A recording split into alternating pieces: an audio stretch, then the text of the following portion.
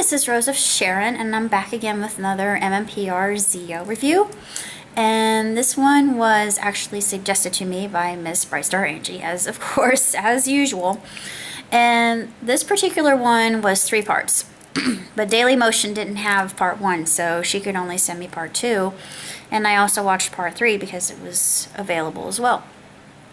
And this one was the highly controversial There's No Business Like Snow Business. We all know what happened with Tommy and Kimberly. And honestly, I think like more than half of the Ranger community does not support the ship of Heather and Tommy. Or Kat and Tommy for that matter. Although devil's advocate, I do kind of think that they are sort of cute, but I'm old school. I really like to see Kim and Tom together just because I feel like they have the most compatibility and they're more suited to each other.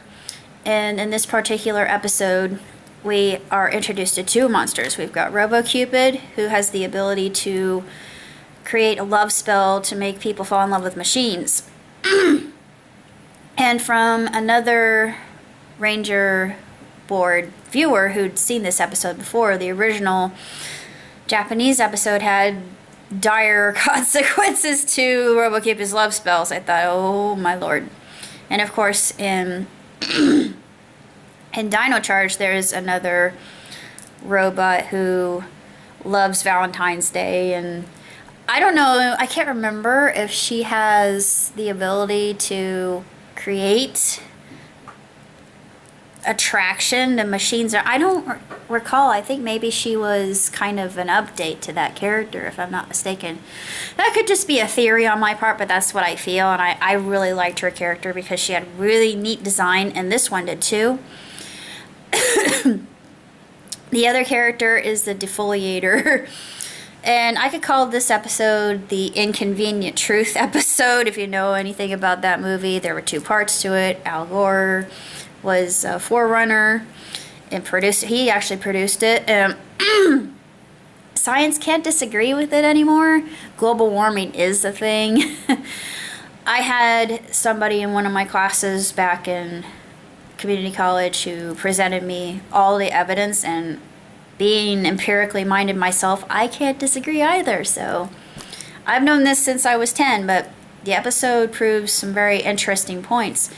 And it's intriguing because you don't really see this done in children's shows that much anymore. There are those who do. The nature shows do. Normal cartoons usually don't. With what we have now, it's mainly focused on slice of life, which is really boring. If you want to do something different, at least focus on backstory. Backstories are interesting. People like origins. People like relatability. And I think that the Rangers really had that. And not only that, they focused on issues that probably wouldn't have been covered otherwise. And this was a good example of that. The only other show that was doing it at the time was Captain Planet. And Captain Planet got very mixed reviews. And honestly, and as much as it was really cheesy, I like Captain Planet. I just thought it was so cool that the characters had different elemental powers. And later on, you get Shaolin Showdown, and then you get Avatar: The Last Airbender. So there you go, more elemental powers. But I think the Rangers actually focused on that later on in their career, especially with, there was one iteration of the Rangers, they only had 3. Can't remember the name of that one, but my favorite Ranger in that particular series, and it wasn't really that well recalled, I don't think. She was a water elemental, and she had the ability to surf, and she was so awesome. I loved her. I wanted to be like her. But after that, I kind of lost my love of the Rangers. It just kind of grew out of me. I never really stopped loving the Power Rangers.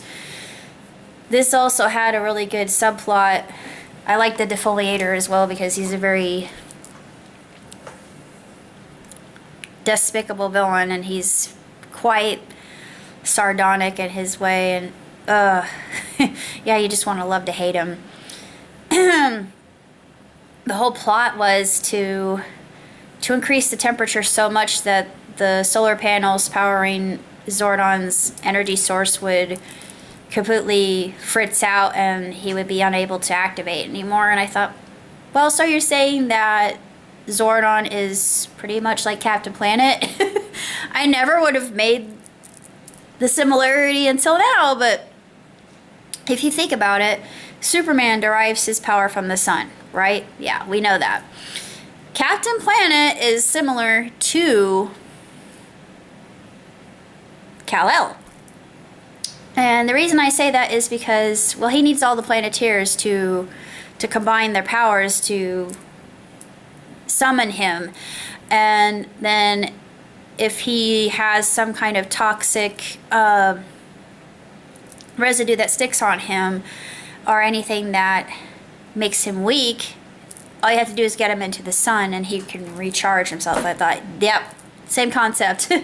And Zordon needs the sun. He needs those solar panels to be activated in order to give him the power to exist. And I thought, ooh, jeez. And you know what would be nice? I don't know if we'll ever see Zordon ever again, but I would love to see Zordon in his original form, the human form, the wizard form, because he looks really cool. And I like wizards, so what can I say? It's just, I'm all about magic. And I know people are going to give me flack for that, saying, oh, magic is bad. Technology is magic, people. Not all of it's bad. Not all magic is bad. And some people will look at me and just shake their heads and say, well, yeah, it is. You got to be careful. You have to tread lightly. And just like I think Harry Potter's not bad at all. And other people will say, well, you've been brainwashed. The reason I say Harry Potter's not bad is because it's good versus evil. And you've got those who are on the good, you have those who are on the good side of magic and who are fighting against the dark side, just like Star Wars. And you have those of us who are more awake to, you can't always look at things in one particular way because you might lose sight of something else. You got to be open to these things. And I personally believe that with such elements as magic, you have to tread very, very carefully. That's why I don't invoke it outright or even use. I'm not a witch. I don't touch that stuff. I just think, no. I don't want to get involved. For those who do, more power to you, quite literally. But there are other ways. There are such things as healing frequencies. Like I'm doing research on this, and the website that I encountered was quite fascinating. Bright Star and I are going to be writing a fic concerning this, but 432 hertz and 528 hertz. They're different notes, but they're the same music. These radiate to divine energy. These pathways are one and the same to healing vibration. There are some schools of thought that say, oh, well, no, 438 is actually, worse than 528 and vice versa. And I don't see the point. I see no real issue there. I don't think it's anything worth getting into an argument over because it's the same thing as a healing frequency and it helps people. And it calms, it soothes, it heals. And they've proven that. And a lot of studies on music have been done. If you've done the hidden messages in water, which I know I've mentioned that more than one time, but I'm going to come back to it. And I'm getting off topic. I'm sorry about that. But healing messages in water talks about how words are power. Spelling, I think about that too. And choose your words mindfully because you never know what kind of spell you're casting in that way. Words themselves are very, very powerful. That's why I'm very cautious about what comes out of my mouth and what I think, because in my mind, it's just like with this particular episode, you could see that Tommy was battling a lot of things in his brain. And he tried to be kind to Heather, but he kept having to be called away because as a ranger, you really have no other choice. You had to battle the evil that's oncoming, and giving away his secret would completely disable him from being a ranger. So it's either saving the universe or being with the one you love. That's quite the quite the sacrifice. But beyond that, I could say that the episode was extremely well done. And this is a very controversial episode too. So I'm still of the camp of Kommy, as I call it. That's not a very good ship name. Tim? Yeah, I could call it Timmy. Instead of Kimmy and Tommy, it would be called Timmy. Timmy ship. Sail the Timmy ship. I definitely do. I don't like the other ships. The other ships can be shot down, but if you like those ships, I don't hold it against you. I really like the monsters in this episode. I love the fact that they address global warming, because it is a thing, and so is climate change. So don't forget those things, because I will guarantee you we are going to be seeing those come back to the forefront in the next year. I absolutely foresee this happening. The only reason I do is because, man, it's been hot. I mean, it's been really hot. So this episode was extremely apropos. We didn't really have a spring. We just jumped right into summer, and right now we're hitting a record high where I am. Today is 95 degrees with the heat index. It feels more like 100. Yeah. So it's worth noting, and it's something, well, not to become too extremely worried about, but hopefully we can do something to combat it. But we're already working on electric cars. I don't think electric cars are the answer, but they're part of the solution. I think that my idea is definitely a solution. I just don't have any engineers I know. But someday I'll be able to get this to become a reality with the right people in my corner. Because I had a dream about this. I had a dream that I was making a speech about it, and I was receiving the Nobel, and I was grateful for everybody who'd gotten me there and the people in the audience, and extremely thankful to God that he was the one responsible for giving me the idea, because it's not my own. But a lot of people didn't take to the whole, well, in the dream they didn't really care. I didn't get any flack for mentioning my creator, but I know I wave the Christian flag a lot on my YouTube, and I'm sorry for that, but it's part of who I am. I've been under a lot of I've been under a lot of scrutiny as of late. People think I'm too wishy-washy. I'm not. I will stand up for what I believe in. When I did the review for the book by the same author of Catch the Jew, I know I got a lot of flack for that, but I will admit to the fact that, yeah, I was a little bit, I wembled. I'll admit. I didn't mean to wemble. At the time, I don't really know how to breach that particular topic, because I really don't know that much about politics, even though I came from a political background.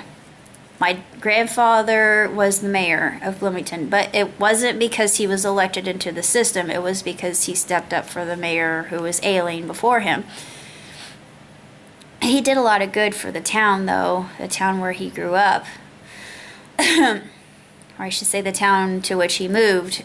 And at first people were very skeptical because it was a Democratic community and he was Republican, so immediately they vilified him and they had a lot of vitriol against him. They were vehemently opposed, but after a while they grew to love him because he did incredible things for the community. I'm not trying to toot my own horn here, but if you go into Bloomington, you'll see a lot of things that are dedicated to my grandfather. You'll see a lot of evidence of my grandfather still alive and well, although he's been gone for many years. And I can't help but smile. I think, that's my legacy. I know I shouldn't have pride concerning that, but I can't help it. It's just, I inherited that too. I inherited that from my dad's side and my mom's side, and both sides wanted to be dynamic. They wanted to help others, and I feel like, getting back to the topic, this episode, Haim Levy and Saban, they took the plunge. They decided, even though it might be a very popular topic of the 90s era, we should also do it as well, just to show we could actually help it. When Tanya said they were planting trees to counteract the defoliators' evil scheme of causing all the plants to basically wither and die, and just to rebuild what was lost. And yeah, that can be done. And there are certain trees that only grow when fire is present. So that's nature's way. Do you think nature can do that? Nature can do that. So that's all I wanted to say, other than, I know I shouldn't say Happy Memorial Day, but to those who served, to those who lost their lives, I myself come from a military family, so I can relate to this immensely. But I am very grateful for those who laid down their lives for us as a country, for our freedom. And I don't see it as just another day to be off. This is a day of respect, the utmost respect. And I'm happy. I couldn't be more blessed than what I am right now. And I just hope that more people can realize the cost, because freedom isn't free. That's all I gotta say. Till next time, live on and prosper. Ciao, Tootsie.